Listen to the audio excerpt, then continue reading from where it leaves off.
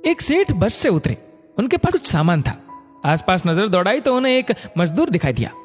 सेठ ने आवाज देकर उसे बुलाकर कहा, मेरे घर तक इस सामान को ले जाने के कितने पैसे लोगे? लगभग आधे किलोमीटर का रास्ता है। आपकी मर्जी, जो देना हो दे देना, लेकिन मेरी शर्त है कि जब मैं सामान लेकर चलूं तो रास्ते में या तो मेरी सुनना या आप सुनाना। मजदूर ने कहा। सेठ ने डांट कर उसे भगा दिया और किसी अन्य मजदूर को देखने लगे, लेकिन उन्हें कोई दूसरा मजदूर नहीं मिला।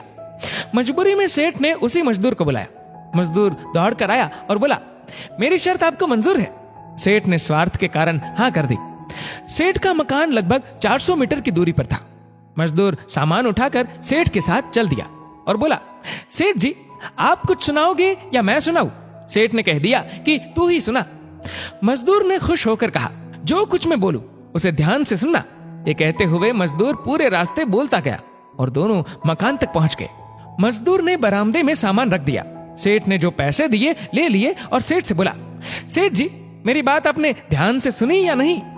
सेठ ने कहा, मैंने तेरी बात सुनी ही नहीं, मुझे तो अपना काम निकालना था।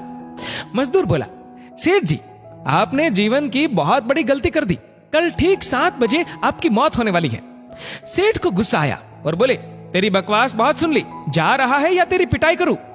मजदूर बोला, मारो या छोड़ दो, कल शाम को आपकी मौत होनी है।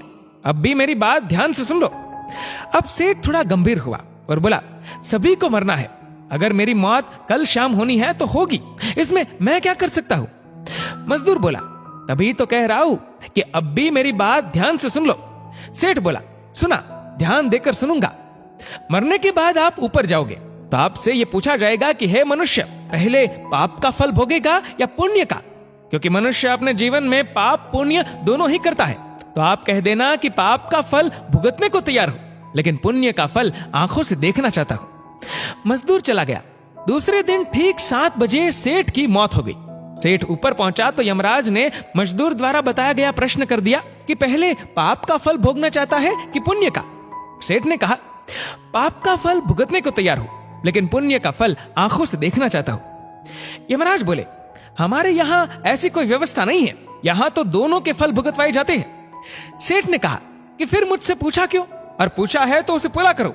धरती पर तो अन्याय होते देखा है, पर यहां पर भी अन्याय है। यमराज ने सोचा, बात तो ये सही कह रहा है, इससे पूछकर बड़े बुरे फंसे।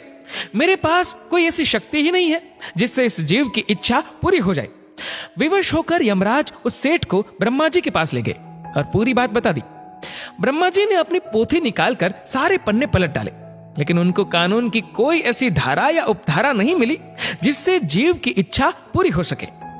ब्रह्मा भी विवश होकर यमराज और सेठ को साथ लेकर भगवान विष्णु के पास पहुंचे और समस्या बताई।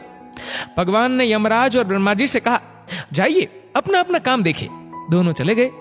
भगवान ने सेठ से कहा, अब बोलो, तुम क्या कहना चाहते हो? सेठ बोला, अजी साहब, मैं तो शुरू से एक ही बात कह रहा हूं कि पाप का फल भुगतने को तैयार हूं, लेकिन पुण्य का फल आंखों से देखना चाहता हूं। भगवान बोले, धन्य है वो सदगुरु, वो मजदूर जो मरते मरते तेरा कल्याण कर गया। अरे मूर्ख, उसके बताए उपाय के कारण तू मेरे सामने खड़ा है। अपने आंखों से इससे और बड़ा पुण्य का फल क्या देखना चाहता है? मेरे दर्शन से तेरे सभी पाप नष्ट हो गए। इसीलिए बचपन से हमको सिखाया जाता है कि गुरुजनों की बात ध्यान से सुननी चाहिए। पता नहीं कौन सी बात जीवन में काम